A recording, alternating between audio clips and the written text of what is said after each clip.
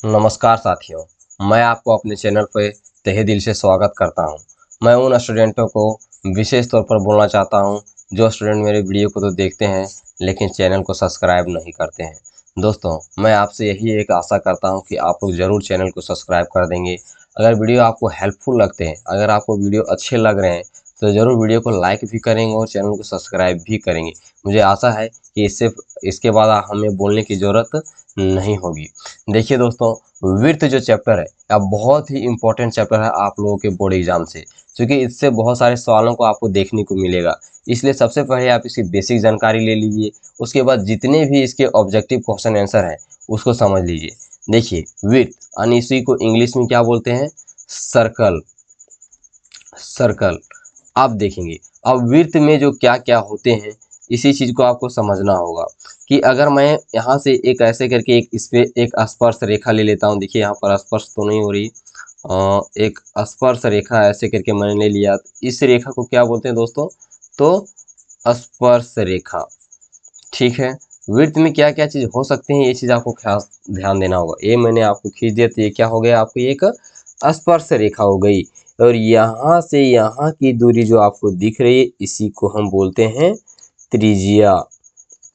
और अगर यही चीज़ अगर पूरा होती, यहाँ से इधर से ये दोनों मिल जाता तो इसी को हम बोलते व्यास। ठीक है दोस्तों, और अगर यही चीज़ यहाँ से यहाँ ऐसे करके होगी तो इसी को हम बोलेंगे चाप। ये चीज़ आप ध्यान में रखेंगे, चाप किसको बोलते हैं। यानी यहाँ से अभी जो हमने एक रेखा खींची थी उससे यहाँ से यहाँ पर हमने देखा तो इसी को चाप बोलते हैं। अगर मैं यहाँ पर ये जो पॉइंट लिया हूँ इसी को बोलते हैं केंद्र।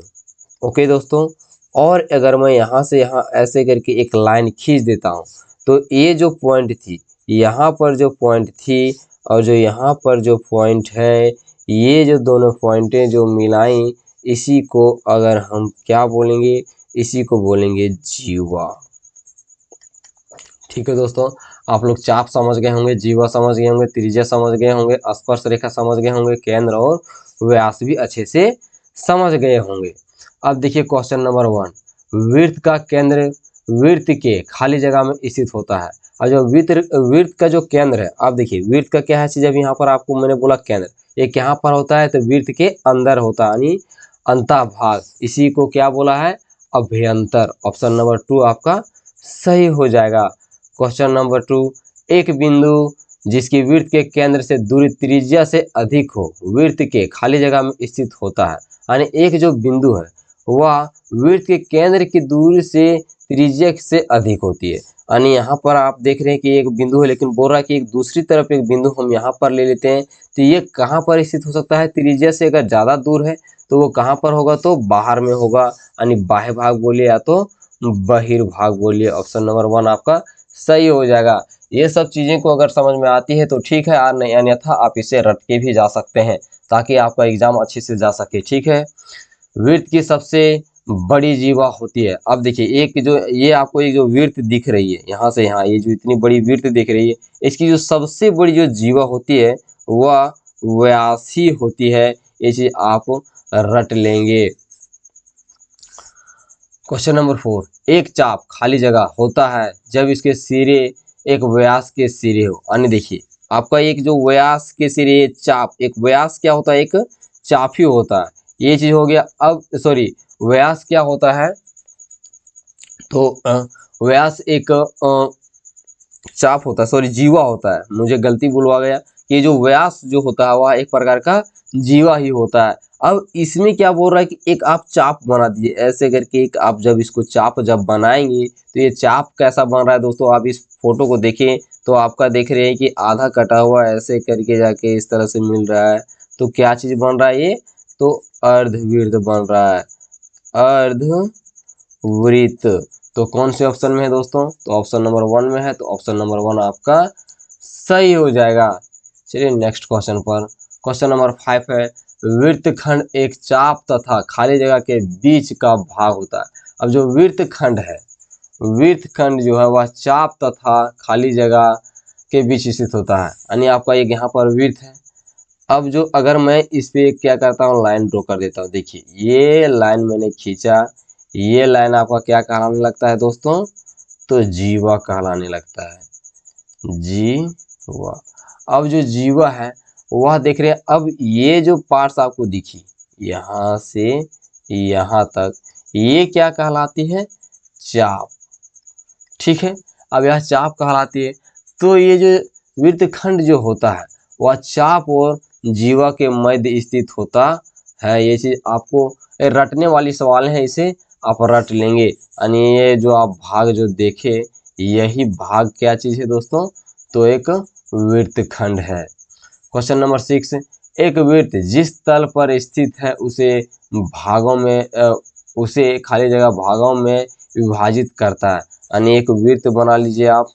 एक सबसे पहले एक मैंने यहाँ पर देखो, मुझे अच्छा तो नहीं बना, लेकिन इसे समझ लो कि एक प्रकार का वृत्त है। अब हो रहा है वृत्त के जिस तल पर स्थित है उसे भागों में विभाजित करते हैं, मतलब कितने भागों में इसे विभाजित करते हैं। देखिए दोस्तों, अगर आप यहाँ पर देखें तो ये क्या कहलाने लगेगा, अंतःभाग। ठीक है, ये क्या कहलाने लगेगा, बाहरी भाग, बाहरी भाग। और आप देखिए ये जो पार्ट्स है यहाँ से यहाँ पर ऐसे करके जो घूम रहा है, इसी को बोलते हैं परिधि, परिधि। तो एक वृत्त को कितने भागों में विभाजित किया जाता है या भागों में रखा जाता है, तो ये कितने हैं, तो 3 में है। क्वेश्चन नंबर 7, केंद्र को वृत्त पर किसी बिंदु से मिलाने वाला रेखाखंड वृत्त की त्रिज्या होती है। यानी केंद्र को, देखिए अब मैं यहाँ पर फिर से एक वृत्त ड्रॉ कर लेता हूँ। चलो मैंने एक वृत्त ड्रॉ कर लिया। अब क्या बोल रहा है कि केंद्र को वृत्त पर किसी बिंदु से मिलाने वाला रेखाखंड वृत्त की त्रिज्या होती है। ये सही बात है। यानी मैंने यहाँ पर एक पॉइंट ले लेता हूँ, केंद्र बिंदु। अब यहाँ से यहाँ पर जो मिलाने वाली जो रेखाखंड बना या वृत्त की क्या चीज बन रहा है दोस्तों, तो यह त्रिज्या बन रहा है। ओके, यह कथन क्या चीज है, सही है। क्वेश्चन नंबर 8, एक वृत्त में समान लंबाई की परिधि जीवाएं होती है। यानी एक देखो यहाँ पर एक क्या बना देते हैं हम लोग, एक वृत्त बना लेते हैं। तो इसको जीवा किसको बोलते हैं दोस्तों, तो जीवा देखिए आपको एक ऐसे करके मैंने एक लाइन खींच देती है, यही क्या चीज है, जीवा है। तो बोल रहा है कि परिमित जीवाएं होती है, यह क्या हो जाएगा, असत्य हो जाएगा, असत्य हो जाएगा। क्योंकि परिमित एवं जीवा दोनों अलग अलग होते हैं, अलग अलग होते हैं। ओके दोस्तों, ये चीज आप नोट डाउन कर लेंगे तो आपको आसानी हो जाएगी। ये क्या हो जाएगा, ऑप्शन नंबर 2 असत्य। क्वेश्चन नंबर 9, यदि एक वृत्त को 3 बराबर चापों में बांट दिया जाए तो प्रत्येक भाग दीर्घ चाप होता है। यानी यहाँ पर आप एक इसे देखिए, यहाँ पर फिर से मैं ड्रॉ कर देता हूँ। मैंने यहाँ पर वृत्त ड्रॉ कर लिया। अब इसको 3 बराबर चापों में बांटा जाता है। यानी मैंने एक यहाँ से यहाँ ले ली, फिर यहाँ से यहाँ पर ले लिया और यहाँ से यहाँ पर ले लिया। तो चलो हम लोगों ने इसे क्या कर दिया, बांट दी। तो जो प्रत्येक भाग दीर्घ चाप होता है, अब देखिए, अब देखने से क्या लग रहा है, सब क्या हो जा रही हैं, बराबर हो जा रहे हैं, सब इक्वल हो जा रहे हैं। यानी ए बी सी, अगर हम इसे रखें तो ए बी बराबर बी सी और ए सी हो जाएंगे। तो ये कथन क्या चीज़ है कि ये दीर्घ चाप नहीं बनाता है, क्योंकि भैया सब यहाँ पर देख रहे हैं कि ये बराबर बना रहे हैं, बराबर है। यहाँ पर भी क्या चीज़ है, बराबर है, और ये भी क्या है दोस्तों, बराबर है। तो ऑप्शन नंबर आपका जो हो जाएगा वह 2 सही हो जाएगा, क्योंकि ये सब क्या है, बराबर है। और यहाँ पर बात कर रहा था प्रत्येक भाग दीर्घ चाप होता है, तो प्रत्येक भाग दीर्घ चाप नहीं होता है। क्वेश्चन नंबर 10, वृत्त की एक जीवा जिसकी लंबाई त्रिज्या से 2 गुनी हो वृत्त का व्यास। यानी मैं यहाँ पर लिख देता हूँ, 10 नंबर सवाल का आंसर है ये। और वृत्त की एक जीवा, सबसे पहले वृत्त ड्रॉ करो। वृत्त ड्रॉ कर लिए। अब बोल रहे एक वृत्त की जीवा जिसकी लंबाई त्रिज्या से दोगुनी है, त्रिज्या से दोगुनी, तो 82 ये चीज आपको रट लेना होगा। यानी यहाँ से यहाँ की दूरी त्रिज्या अगर लेते हैं आर त्रिज्या, तो यहाँ पर यह आर त्रिज्या हो जाएगा। तो आपकी जो व्यास जो हो जाएगी, व्यास बराबर 2 गुना त्रिज्या। ओके, तो यह कथन क्या चीज है, सत्य है। चलिए नेक्स्ट सवाल, क्वेश्चन नंबर 11। त्रिज्या खंड जीवा एवं संगत चाप के बीच स्थित क्षेत्र होता है। यानी आप देख रहे हैं कि एक जीवा और संगत चाप, अब देखिए एक ये चीज क्या चीज है, त्रिज्या है। यहाँ से यहाँ की डिस्टेंस को क्या बोलते हैं दोस्तों, त्रिज्या बोलते हैं। और यहाँ से यहाँ के डिस्टेंस को भी क्या बोलते हैं, त्रिज्या बोलते हैं। तो अब जो एक ऐसे करके जो फिगर बनता है, इसी को तो मैंने पहले भी बता दिया, ये क्या चीज है, चाप है। ठीक है, तो इसके बीच में जो बनता है ये जो, उसको हम लोग बोलते हैं त्रिज्य खंड। क्या बोलते हैं, त्रिज्या खंड। लेकिन दोस्तों आपके क्वेश्चन में पूछा था जीवा और संगत चाप, तो जीवा और संगत चाप है क्या, नहीं है, इसीलिए यह कथन क्या हो जाएंगी, असत्य हो जाएंगी। क्वेश्चन नंबर 12, वृत्त एक समतल आकृति है। अब वृत्त, सबसे पहले यहाँ पर एक वृत्त ड्रॉ कर लेते हैं। वृत्त ड्रॉ हो गया। वृत्त एक समतल आकृति, देखिए दोस्तों अब इसमें जो वृत्त जो है, अब इसी में एक क्या चीज है, ऊंचाई भी है और लंबाई भी है। जिसमें क्या करें, अगर मैं ऐसे करके लाइन को खींच दूं, x इसका x और इसको अगर मैंने y नाम दे दिया, तो ये चीज क्या हो जा रही है कि एक समतल आकृति बन जा रही है। वृत्त में ये जो है उससे क्या होती है, समतल आकृति बन जाती है। ऑप्शन नंबर 1 आपका सही हो जाएगा।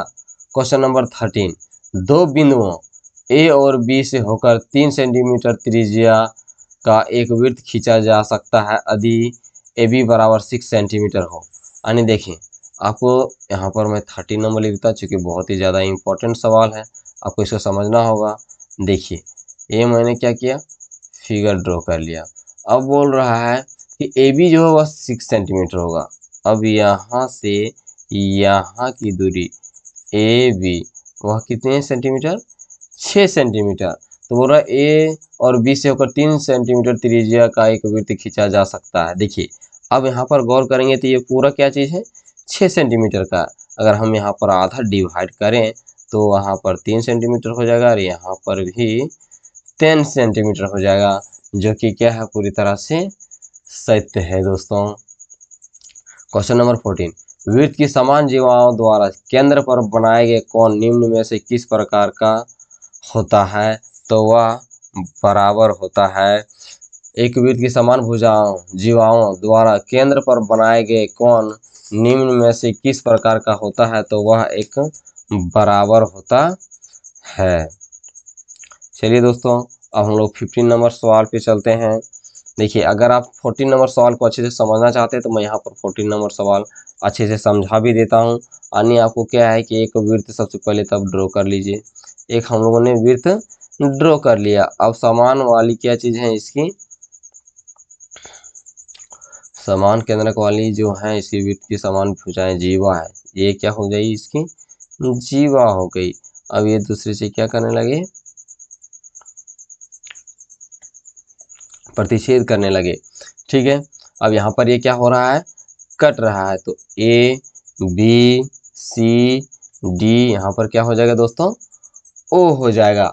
तो अब देखिए आपका यहाँ पर अगर आप देखें तो ए ओ बराबर ओ सी है और बी ओ बराबर ओ डी और ए बी बराबर सी डी है। तो साइड साइड साइड यानी भुजा भुजा भुजा से भुजा भुजा भुजा से आपका जो त्रिभुज ए ओ बी पैरेलल हो जाएगा त्रिभुज सी ओ डी में।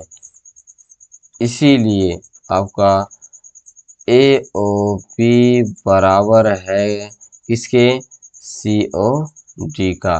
तो यह किसका, आपको मैंने इसको बोला था कि मैं समझा देता हूं, तो मैंने इसको क्या किया, समझा दिया।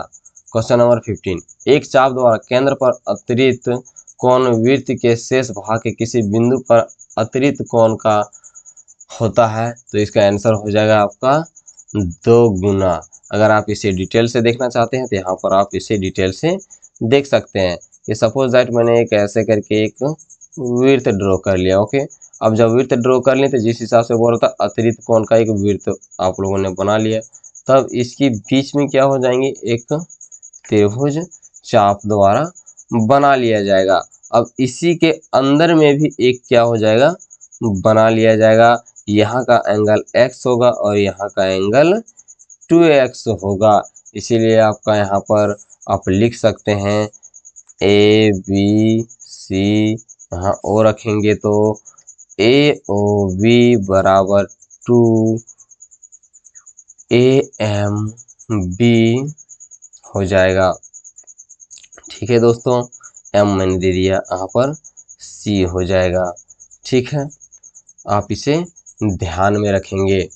क्वेश्चन नंबर 16 बोल रहा है कि यदि ए बी बराबर 12 सेंटीमीटर, बी सी बराबर 16 सेंटीमीटर और ए बी रेखाखंड बी सी पर लंब है, तो ए बी सी और ए बी सी से होकर जाने वाली वृत्त की त्रिज्या होगी। यानी आप यहाँ पर एक वृत्त ड्रॉ कर लीजिए। 16 नंबर क्वेश्चन, यहाँ पर एक सबसे पहले एक वृत्त ड्रॉ कर लीजिए।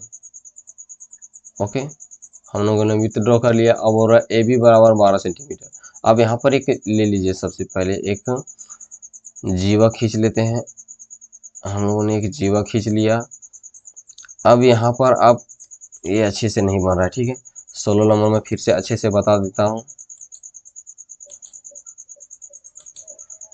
सबसे पहले इसे इरेज करते हैं।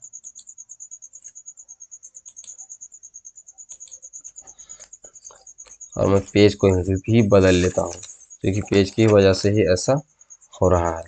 देखिए, आप इसे करके एक इसका वृत्त बना ली। अब इसी में क्या बोल रहा है कि ए बी बराबर 12 सेंटीमीटर है। सॉरी, यहाँ पर एक वृत्त की बात कर रहा था, है ना। तो वृत्त बना लिए, तब इसमें त्रिज्या बनेगी। अब त्रिज्या देखिए, त्रिज्या यहाँ से यहाँ तक क्या हो जाएगी, इसकी त्रिज्या बन जाएगी।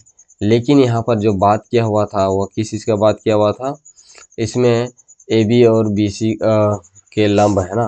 तो यहाँ पर अगर हम इसको बी सी अगर ले लेते हैं ऐसे करके, सॉरी यहाँ से ऐसे करके बी सी, यहाँ पर सी रहेगा, तो ये जो ए बी है इसमें क्या हो जाएगी, ए यहाँ पर रख देंगे तो इसका क्या बन जाएगा दोस्तों, तो इसका एक लंब हो जाएगा। और यहाँ से यहाँ मिला देंगे तो ये ए सी हो जाएगी। तो ए बी बराबर 12 सेंटीमीटर, ए बी बराबर 12 सेंटीमीटर और बी सी बराबर 16 सेंटीमीटर। तो आपको निकालना क्या चीज़ है, वृत्त की त्रिज्या। तो आप देखेंगे कि यहाँ से यहाँ मैंने आप यहाँ से यहाँ पर आप देखें तो ये बीच में होनी चाहिए थे, लेकिन मैंने अलग ले लिया है। तो ये जो डिस्टेंस है यही इसकी क्या चीज़ है, त्रिज्या है। तो अगर हम ए सी निकालेंगे और इसको 2 से भागा लगा देंगे, तो चूँकि ए सी क्या हो जा रहा है, व्यास, 2 से भागा लगाएंगे तो हमारा त्रिज्या भी निकल जाएगा। अब यहाँ पर लिख दीजिए ए बी बराबर कितने दिए हुए हैं, 12 सेंटीमीटर दिए हुए हैं, बी सी बराबर 16 सेंटीमीटर और ए बी जो है वह लंब है बी सी पर। और हम लोग जानते हैं कि ए सी स्क्वायर बराबर B C square plus A B square किस में हो जाएगा, तो पाइथागोरस प्रमेय, पाइथागोरस प्रमेय से। ओके दोस्तों, तो अब AC, अब AC आपका कितना दिया हुआ, नहीं दिया हुआ, AC ही हम लोग को निकालना है, AC स्क्वायर। और BC 16 स्क्वायर प्लस 12 स्क्वायर, 16 16 256 और 12 144, दोनों को जोड़ेंगे तो कितना हो जाएगा 400, यानी AC स्क्वायर, यहाँ पर भी लिखना है AC स्क्वायर। और जब AC बराबर लिखेंगे तो √400 और AC बराबर क्या हो जाएगा 20 सेंटीमीटर। और हम लोग जानते हैं कि व्यास बराबर, इधर नहीं लिखेंगे यहाँ पर लिख देता हूँ मैं, व्यास बराबर क्या होता है दोस्तों 2r। r को ही क्या लिखते हैं हम लोग त्रिज्या लिखते हैं। तो त्रिज्या बराबर क्या हो जाएगा व्यास बटे में 2। लेकिन आपका व्यास क्या चीज़ है AC ही आपका क्या चीज़ है व्यास है। तो AC बराबर 20 है तो 20 बटे 2 कितना आ गया 10 सेंटीमीटर। तो 10 सेंटीमीटर आपका क्या हो जाएगा राइट आंसर हो जाएगा दोस्तों। चलिए नेक्स्ट वीडियो पर नेक्स्ट क्वेश्चन पर। किसी वृत्त का AD एक व्यास है और AB एक जीवा है। यदि AD बराबर 34 सेंटीमीटर है, AB बराबर 30 सेंटीमीटर है तो वृत्त के केंद्र से AB की दूरी। अब देखिए सबसे पहले आप इसे एक फिगर्स ड्रॉ करें। देखिए मुझे फिगर बनाने में थोड़ा दिक्कत है, मैंने उतने अच्छे से तो नहीं बनाया है, लेकिन आप इसे समझिए। AD एक क्या है व्यास है। AD हमने A और D एक क्या बना दिया व्यास बना दिया। अब इसी में क्या बोल रहा है कि AB एक जीवा है। AB अब हाँ यहाँ से यहाँ की अगर हम डिस्टेंस ऐसे करके ले लें, यहाँ पर B रखें तो AB भी एक क्या बन जाती है जीवा बन जाएगा, जीवा बन गया। अब AD का 34 सेंटीमीटर दिया हुआ है और AB का 30 सेंटीमीटर दिया हुआ है। तो आपको अगर हम यहाँ से यहाँ पर ऐसे करके मिला देते हैं तो यहाँ पर AB की वृत्त के केंद्र से AB की दूरी ज्ञात करना है। ठीक है दोस्तों। अब देखिए ये जो यहाँ पर आपको जीवा बनाती, ये जीवा मैंने थोड़ा सा यहाँ पर डिफरेंट टाइप में ले लिया है। ये जीवा यहाँ पर जाता और यहाँ से यहाँ पर ये लाइन होती, यहाँ पर B होता, ये नहीं हो जाएगा, यहाँ पर B हो जाएगा। और ये 30 सेंटीमीटर यहाँ से है तो यहाँ पर हम क्या लेते हैं O ले लेते हैं और यहाँ पर M ले लेते हैं। ठीक है दोस्तों। तो आपका जो A वो जो है वह D है बराबर 34 सेंटीमीटर है। तो R बराबर D/2 यानी 17 सेंटीमीटर आपका आंसर हो जाएगा। और AO बराबर R बराबर 17 सेंटीमीटर से लिख भी सकते हैं। और OC यहाँ पर हम अगर C नहीं लिए हैं, हम लोग M लिए हैं ना, तो यहाँ पर OM पैरेलल है, सॉरी लंब है AB पर। तो OM बराबर MB बराबर यहाँ पर AD/2 हो जाएगा यानी 30/2 भागा जब लगाएंगे तो कितना आ जाएगा 15 सेंटीमीटर। अब देखिए ये जो आप त्रिभुज देखें यहाँ पर, मैं इसे अगर बढ़िया से फिर से फिगर्स को ड्रॉ कर दूं, क्योंकि मेरे पेज में लिखता हूँ तो पेज में मुझे आसानी हो जाती है, यहाँ पर मिटता नहीं है, इसीलिए मैं इसे फिर से आपको ड्रॉ करके दिखा देता हूँ।